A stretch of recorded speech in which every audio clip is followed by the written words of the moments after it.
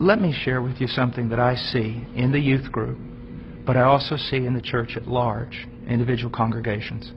Because we have dumbed down the gospel, because we're not preaching the true gospel, and we are using carnal means to attract people. If you use carnal means to attract men, you're going to attract carnal men. And you're going to have to keep using greater carnal means to keep them in the church. So what has happened is this. We have these large churches filled with many unconverted carnal people.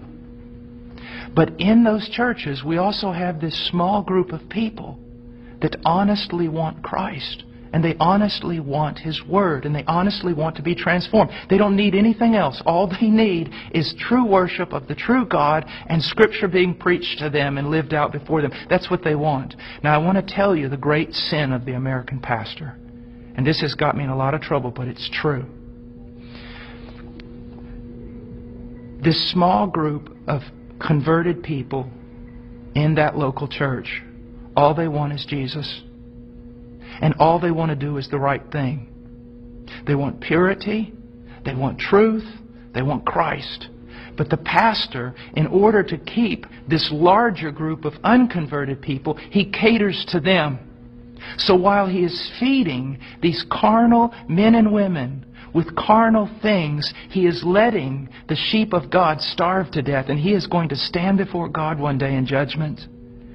Listen, brother, if my wife was going grocery shopping, and when she was going out to her car, some men assailed her, attacked her brutally, and you walked by, and you did not want to get involved because you didn't want to cause trouble, you didn't want to put yourself in harm's way, you just wanted everything to go smooth. After all that was done, I would look for those men to deal with them. But I want you to know this, I'd look for you too.